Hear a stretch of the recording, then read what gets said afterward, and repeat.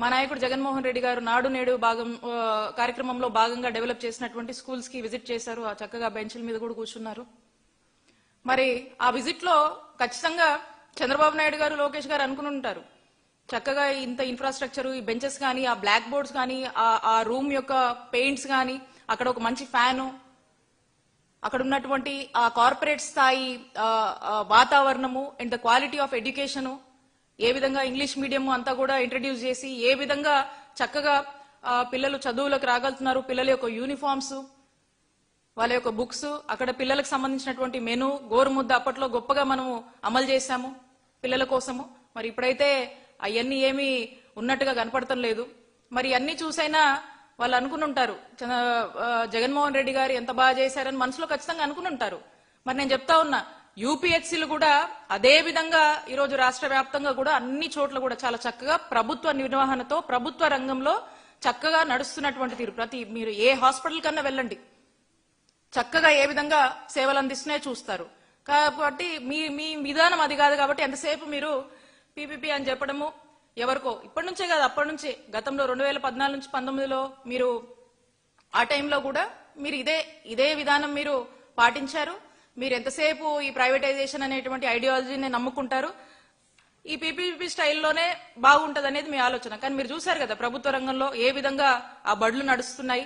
అలాగే UPHC hospitals కూడా అంతే చక్కగా మా హయాంలో మేము వాటిని ప్రభుత్వ రంగంలో నడిపించామని తెలియజేసుకుంటా ఉన్నాం.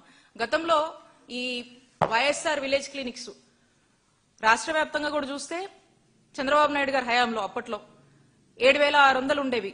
మరి ఇవి కూడా పీపీపీ అని చెప్పి ఎవరో వేరే ప్రైవేట్ వ్యక్తులకు ఇచ్చి అరకొరగా అట్లా నడిపించేవాళ్ళు. ఎవరు ఉండేవాళ్ళు కూడా కాదు, పట్టించుకునే వాళ్ళు కాదు. ఈ రోజు అదే గ్రామంలో డాక్టర్ వైఎస్ఆర్ విలేజ్ క్లినిక్స్ అని నామకరణం చేసి రాష్ట్ర వ్యాప్తంగా కూడా 10,032 doctor YSR village health clinics ని తీసుకొచ్చి అవి చక్కగా ఆ గ్రామంలో అక్కడ కావాల్సినటువంటి ఫెసిలిటీస్ ని మనము క్రియేట్ చేసి అక్కడ వైద్య సిబ్బందిని ఏర్పాటు చేసి గ్రామాన కూడా ఎక్కడ ఏ ఇబ్బంది లేకుండా అక్కడ ఉన్నటువంటి ప్రజలు రెగ్యులర్ గా వచ్చి వాళ్ళు చూపించుకునే దిశగా వాటిని తీర్చిదిద్ది, అలాగే దీనికి అడిషనల్ గా మనము ఫ్యామిలీ డాక్టర్ అనేటువంటి ప్రోగ్రాం తీసుకొచ్చి అవసరమైనటువంటి ప్రతి గడపకు ఆ డాక్టర్ వెళ్లి వైద్యం అందించేటువంటి పరిస్థితులు ఈ ఫ్యామిలీ డాక్టర్ ప్రోగ్రామ్ లో తీసుకొచ్చి ఫ్యామిలీ డాక్టర్నే గ్రామానికి పంపించినటువంటి ఒక గొప్ప పాలన జగన్మోహన్ రెడ్డి గారు అందించారు. మరి ఈ రోజున ఇవేవీ లేవు. ఎంతసేపు మీరుంటే ఎవరో ప్రైవేట్ వాళ్ళకి ఇవ్వాలి, ఇక అవి ప్రైవేట్ వాళ్ళకి ఇస్తావు, దాని పెద్ద రెస్పాన్సిబిలిటీ మీరు తీసుకోరు, ఏమంటే వాళ్ళు చేస్తున్నారు కదా అని చెప్తారు. ఇక్కడ ప్రజలకు మాత్రము అన్యాయం జరుగుతుంది, ప్రజలు మాత్రం ఇబ్బందులకు గురవుతా ఉన్నారు. ప్రజలకు ఆరోగ్యం విషయంలో న్యాయం లేదు. పూర్తిగా కూడా ఆరోగ్య భద్రత విషయంలో చంద్రబాబు నాయుడు గారు క్రమక్రమంగా మోసం చేసుకుంటూ ముందుకు వెళ్తా ఉన్నారు. మరి ఈ రోజున మనం చూసినట్టయితే చివరికి చంద్రబాబు నాయుడు గారు అప్పట్లో మళ్ళీ అదే పద్ధతిలో ఈ బ్లడ్ టెస్ట్ కూడా, ఒక బ్లడ్ టెస్ట్ ఒక క్లినిక్ కి వెళ్లి ఒక హాస్పిటల్కి వెళ్లి చేసుకునే బ్లడ్ టెస్ట్ కూడా ప్రైవేట్ వాళ్ళకే అప్పచెప్పారంటే, ప్రైవేట్ కంపెనీలకు అప్పచెప్తూ ప్రైవేట్ వాళ్లే అవి చేసే పరిస్థితిలో ఈరోజు ఉన్నాయంటే ఒక్కసారి హాస్పిటల్స్ యొక్క పనితీరు కావచ్చు, హాస్పిటల్స్ యొక్క పరిస్థితి రాష్ట్రంలో ఎలా ఉందో రాష్ట్ర ప్రజలందరూ కూడా ఆలోచించాలి. ఇక ఈ విధంగా పీపీపీ అని చెప్పి ముందు నుంచి కూడా ఉన్నటువంటి మీ ఐడియాలజీయే, మీ ఫిలాసఫీయే మరి ఈ రోజున మనం చూస్తే మరి ఈ పీపీపీ అని చెప్పేసి ప్రైవేటైజేషన్ ఆఫ్ మెడికల్ కాలేజ్ అంటున్నారు కదా, మరి ఈ పీపీపీ మోడల్లో ఈ మెడికల్ కాలేజ్ కడతారా? అసలుకి అవుతాయా? ఏ మాత్రం కూడా చిత్తశుద్ధి లేకుండా అడుగులు ముందుకు వేస్తే నిర్ణయాలు ఇలాగే ఉంటాయి, దాని తగ్గట్టు ప్రజలు ఇలానే మోసపోతూ ఉంటారు. మీకు మాత్రం బుద్ధి రావట్లేదని చెప్పి తెలియజేసుకుంటా ఉన్నాం. ఇక మళ్ళా ఈ పీపీపీ మోడల్లో వీళ్ళే చెప్తా ఉన్నారు ఏమని, పీపీపీ మోడల్ అంటే ఏంటి, అసలు ఏంటి అంటే పబ్లిక్ ప్రైవేట్ పార్ట్నర్షిప్. మరి చంద్రబాబు నాయుడు గారి మాటలను బట్టి చూస్తే ఆయన ఏమంటున్నారు, ప్రభుత్వ పెత్తనం అంట, ప్రైవేట్ మేనేజ్మెంట్ అంట. మరి ఈ రెండింటికి డిఫరెన్స్ ఏంటి అసలుకి? ప్రభుత్వం అంటే ఏంటి, ప్రైవేట్ మేనేజ్మెంట్ అంటే ఏంటి, పెత్తనం అంటే ఏంటి అసలుకి? పెత్తనం అంటే ఏంటి దాని అర్థం చెప్పాలి చంద్రబాబు నాయుడు గారు. పెత్తనం అంటే ఏంటి, మేనేజ్మెంట్ అంటే ఏంటి అంటే రెండు, ఒకటి తెలుగు పదం ఒకటి ఇంగ్లీష్ పదం, అర్థాలు అవే. ఎవరిని కన్ఫ్యూజ్ చేయాలనుకుంటున్నారు? మీరే అంటారు మనమే అన్ని చేయాలంటారు, మళ్ళీ వాళ్ళకి ఇవ్వాలంటారు, మనదే అని మళ్ళీ అంటారు. ఎవరిని ఎవరు మీరు ఏం చెప్తే అది జనం పిచ్చోళ్ళు అనుకుంటున్నారు, మీరు ఏం చెప్తే అది నమ్ముతారు, ఎవరు మమ్మల్ని ఏం క్వశ్చన్ చేయరు, ఎవరు మమ్మల్ని వచ్చి అడిగేది లేదు, మేమేమి ఎవరికి చేయాల్సినటువంటి పని లేదని చంద్రబాబు నాయుడు గారు నిర్ణయించుకున్నారు. కాబట్టి ఇక మీరు మేనేజ్మెంట్ అంటారు, పెత్తనం అంటారు, ఇక ఏమన్నా కూడా మీకు నచ్చినట్టుగా మీరు ఒకే అర్థాన్ని రకరకాలుగా చెప్తూ మళ్ళీ కన్ఫ్యూజ్ చేస్తారు. మళ్ళీ అంటారు పీపీపీ వేరు, ప్రైవేటైజేషన్ వేరు అని మళ్ళీ మీరే వచ్చి చెప్తా ఉంటారు. మనం చూస్తా ఉన్నాము. ఎకరానికి 100 రూపాయలు చొప్పున 50 ఎకరాల ల్యాండ్ 66 ఏళ్లకు లీజ్ అంట. ఇక ఇచ్చేసి పైగా ఇక ఈ మెడికల్ కాలేజ్ ఆల్రెడీ కొంత మనము ఇన్ఫ్రాస్ట్రక్చర్ లే చేసి కొంత కట్టున్నవి, ఇంకా కొన్ని ఇన్కంప్లీట్ ఉన్నాయి.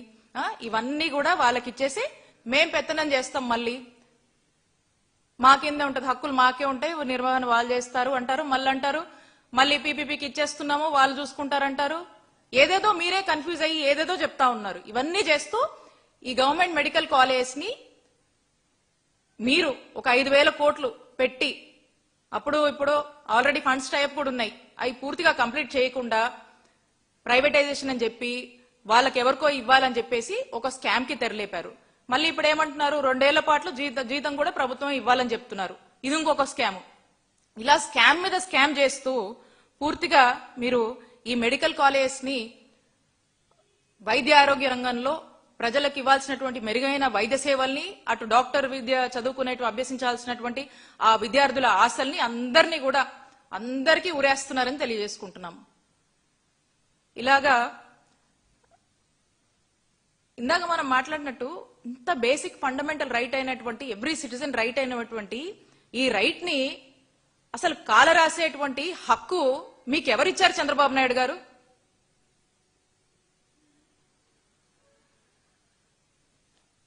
మా నాయకుడు జగన్మోహన్ రెడ్డి గారు చెప్పినట్లు ఈ పీపీపీ విధానము, పీపీపీ ముసిగేసి మళ్ళీ ప్రైవేటైజేషన్ అని చెప్పేసి మీరు ఏదో రకరకాల పేర్లతో మీరు ఏదేదో మాట్లాడుతూ ఉన్నారు. ఇవన్నీ కూడా, ఇదంతా కూడా 1000 కోట్లు చేతులు మారబోతా ఉన్నాయి. మారేటువంటి ఒక బిజినెస్ మోటివే ఈ పీపీపీ ప్రైవేటైజేషన్. కాబట్టి దీని మీద ఖచ్చితంగా కూడా రానున్న కాలంలో దీని మీద విచారణ జరిపించాల్సినటువంటి అవసరం ఉంది. విచారణ జరగాల్సిందే దీని మీద. మా నాయకుడు జగన్మోహన్ రెడ్డి గారు నిన్న స్పష్టంగా చెప్పారు, it is the scams of mother. Definite గా, ఎందుకంటే ఒకదాని తర్వాత ఒక scam, PPP privatization of medical college అనేది ఒక స్కాము, ప్రభుత్వ మనమే 2 ఏళ్లు ప్రభుత్వం నుంచే అక్కడ ఉన్నటువంటి పనిచేసేటువంటి స్టాఫ్ కి మనమే జీతాలు ఇవ్వాలనేది ఇంకొక స్కాము. ఇలా కంటిన్యూస్ గా మీకు ఆపర్చునిటీ దొరికినటువంటి ప్రతి దాంట్లో కూడా థర్డ్ పార్టీస్ ని ఎంగేజ్ చేయడము, స్కామ్ల మీద స్కామ్ చేసుకుంటూ వైద్య ఆరోగ్య రంగాన్ని పూర్తిగా కూడా కిల్ చేస్తా ఉన్నారు. కాబట్టి ఇదంతా చంద్రబాబు నాయుడు గారి డైరెక్షన్ లో మరి రచించి రూపొందుకున్నటువంటి ఒక భారీ స్కామ్ గా మనం చూడాల్సినటువంటి అవసరం ఉంది. కాబట్టి ఈ స్కామ్ కి ఎవరైతే సూత్రధారులు, పాత్రధారులు ఉంటారో రానున్న కాలంలో మా జగనన్న ప్రభుత్వం వచ్చాక, మా వైఎస్ఆర్ కాంగ్రెస్ పార్టీ అధికారంలోకి వచ్చాక ఖచ్చితంగా వీళ్ళ మీద తగిన చర్యలు తీసుకుంటామని చెప్పి తెలియజేసుకుంటున్నాం.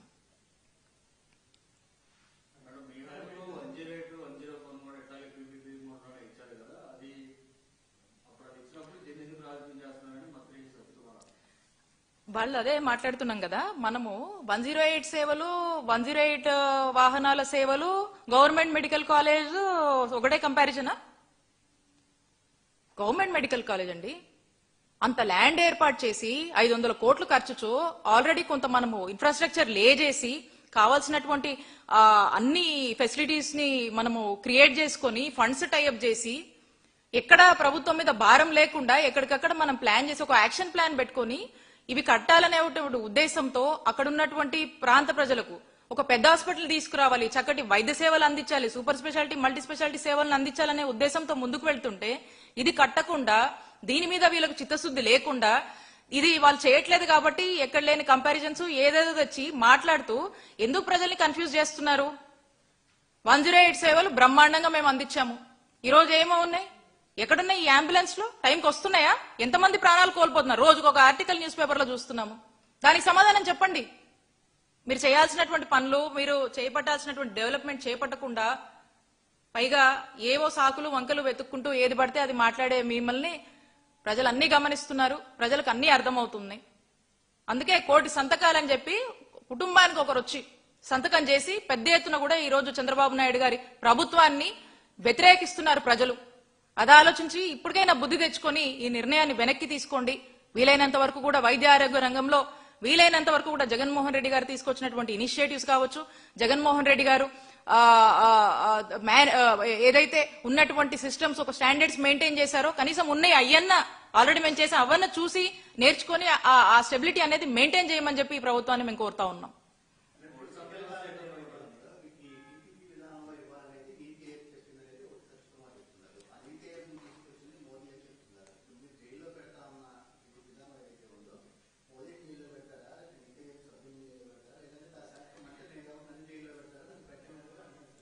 మీకు 2 విషయాలు క్లారిటీ ఇవ్వాలి ఇందులో. ఫస్ట్ది, మీరు ఏదైతే పీపీపీ విధానం వాళ్ళు వెళ్ళమన్నారని దాని గురించి నేను మా లాస్ట్ ప్రెస్ మీట్ లో క్లారిటీ ఇచ్చాను. ఏమని, ఆ రాష్ట్ర ఆర్థిక పరిస్థితులు బాగలేక అసలు ఏ మాత్రం కూడా వారు ఖర్చు పెట్టలేని పరిస్థితిలో, వాళ్ళు ల్యాండ్ కూడా అఫోర్డ్ చేయలేనటువంటి పరిస్థితుల్లో, ఖర్చు పెట్టలేనటువంటి పరిస్థితుల్లో, ఇన్ఫ్రాస్ట్రక్చర్ గానీ రిక్రూట్మెంట్స్ గానీ వాళ్ళు చేయలేనటువంటి పరిస్థితుల్లో, ఆ స్టేట్ కి ఆ గవర్నమెంట్ కి వైబుల్ కానటువంటి పరిస్థితుల్లో అప్పుడు పీపీపీ